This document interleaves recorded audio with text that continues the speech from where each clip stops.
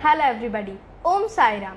First of all, wishing you a very happy Bhogi and Makar Sankranti from this little Yashasvi. So, today I am live in between of the weekday because the respected sir had a very important work and so we couldn't manage till now. तो चलिए आज हमारी अधूरी बातें फिर से शुरुआत करते हैं। तो ये है हमारे शिरडी के IAS officer CEO Mister Kanuraj Bagate sir. नमस्कार। तो मुझे आपके बारे में और आपके परिवार के बारे में जानने में उत्सुकता थी, क्या आप हमें बताएंगे? मैं स्टेट कैडर का पहले डिप्टी कलेक्टर था। मुझे 20 साल के बाद आईएएस में प्रमोशन मिला है और मेरी फैमिली में एक लड़का, मेरी वाइफ है और मेरी माताजी है। मेरे भाई है, वो एक टीचर है, बाकी दूसरे जो है वो भी रिटायर्ड गवर्नमेंट ऑफिसर है। बाकी लगभग हम सब 3 बहनें और 3 भाई हैं। तो सर, मैंने सुना है कि आप हमेशा कर्मचारियों के पीछे उनका हौसला बनकर खड़े होते हैं, तो अभी भी कुछ प्रश्न प्रलंबित है, तो मुझे लगता है आपको इस पर विस्तार से रोशनाई डालनी चाहिए। ये सही बात है कि कर्मचारियों को अगर काम करना है, अच्छी लगन से उनको इन्वॉल्व करना है तो उनका हौसला बढ़ाना चाहिए। ये भी सही है कि कर्मचारियों के कुछ प्रश्न हैं, वो प्रश्न केवल मैं तो कहूँगा कि वो केवल एडवॉक कमेटी के चेयरमैन साहब ने उन पर कुछ रोशनी डालने के वास्ते कुछ प्रयास किया है, लेकिन वो अगर डेप्थ में जाए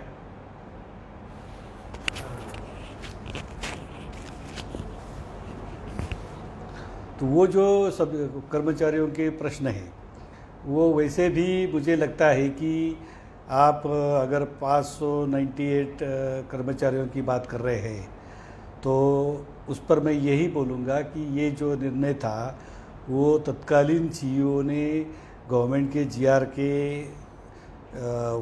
मतलब जीआर कंसिडर करके निकाला था और किसी ने कंप्लेंट एडवॉक कमेटी के चेयरमैन श्री आनेकर साहब को दे दी और उन्होंने ये सब्जेक्ट फिर रिवाइज करने को बोला और वो इशू हमारे कर्मचारियों के लिए एक बोन ऑफ कंटेंशन जैसा तैयार हुआ।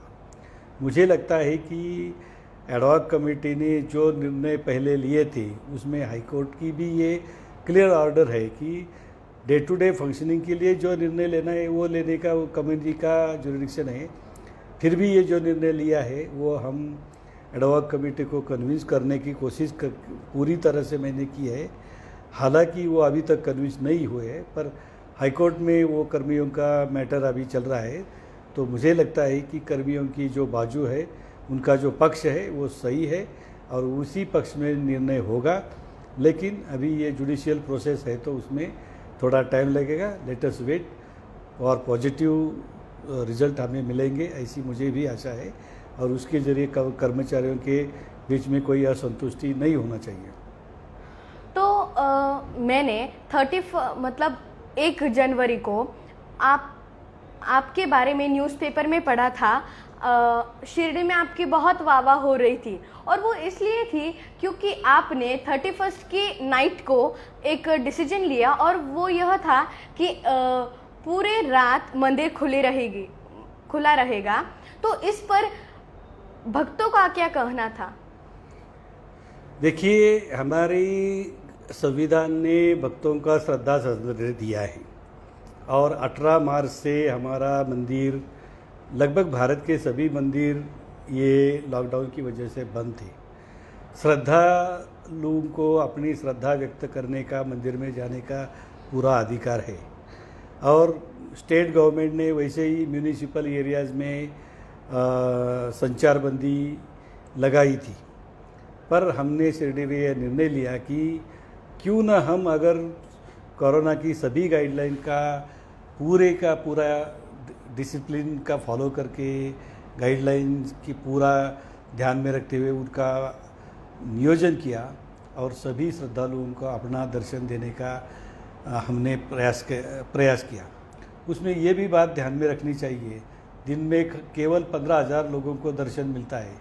अगर रात को मंदिर खुला रखा, जैसे कि 15-20 सालों से ये यहाँ की नीति है, क्या रिवाज है कि लोग रात को दर्शन के लिए 31 तारीख को और नए वर्ष के पहले दिन के लिए आते हैं।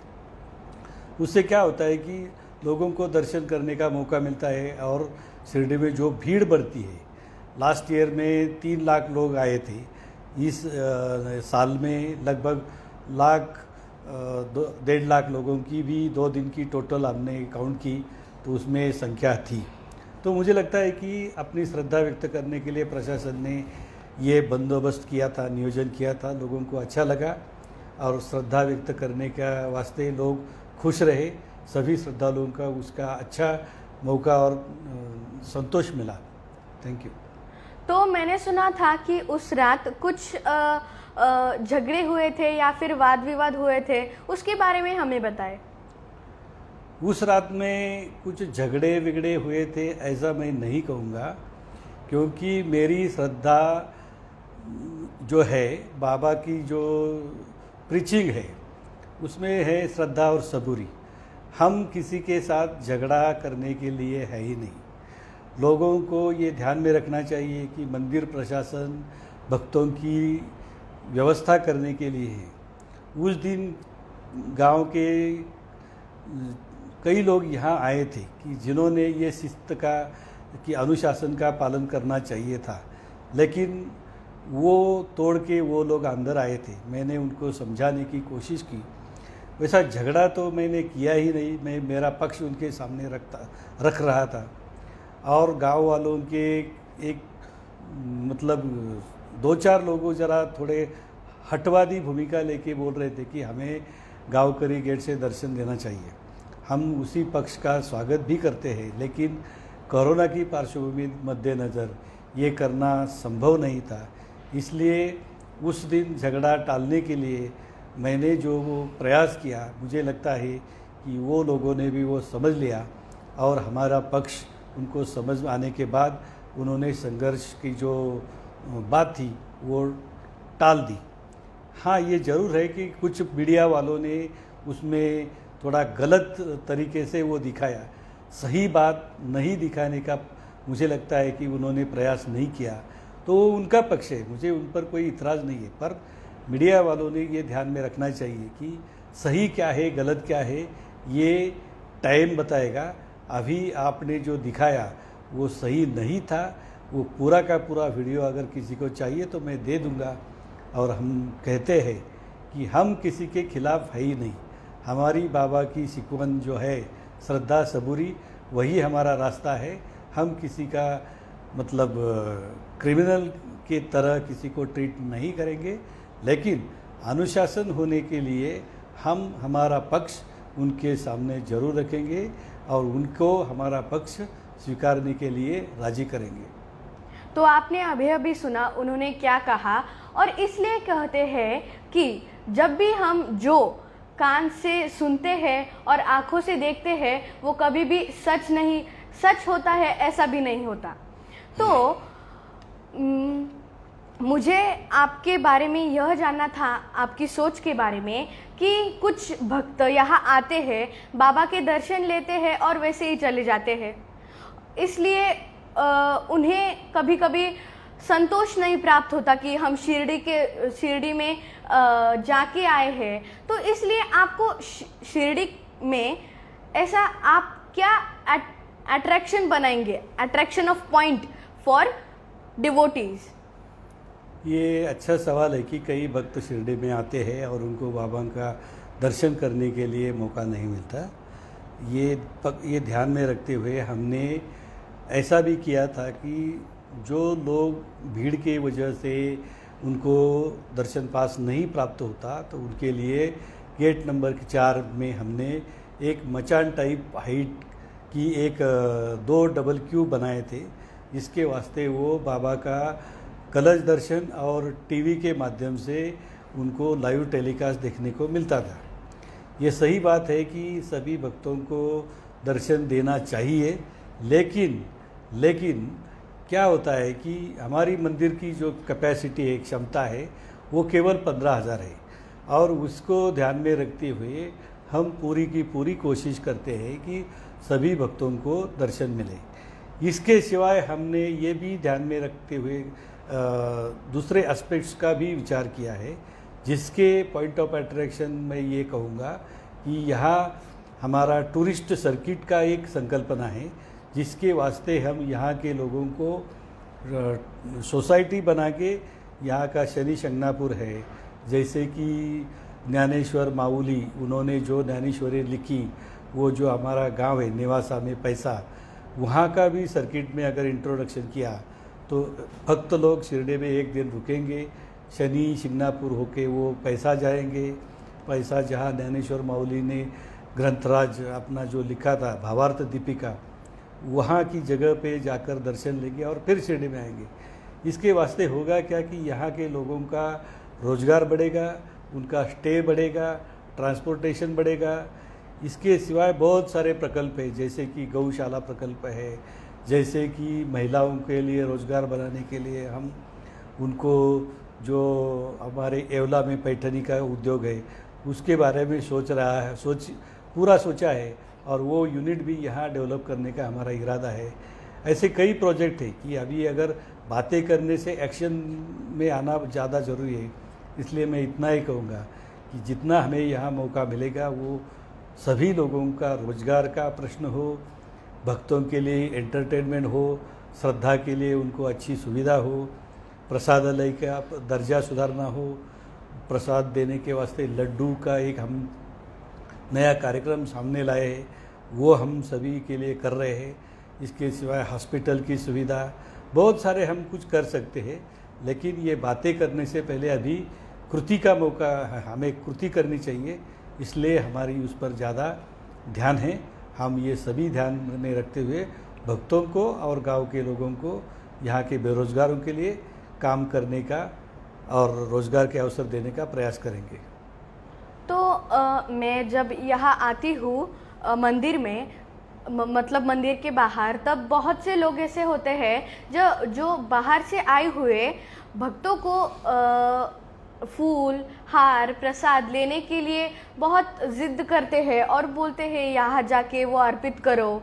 तो आप इस पर क्या एक्शन लेंगे?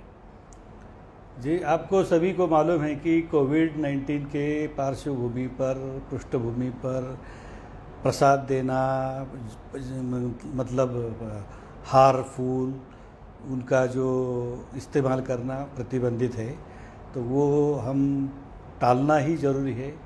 इसीलिए अभी जब तक ये कोरोना की गाइडलाइन रिलैक्स नहीं होते, तब तक ये जो मतलब नियम है उनका पालन हमें करना होगा, उसमें कोई शिथिलता नहीं हो सकती।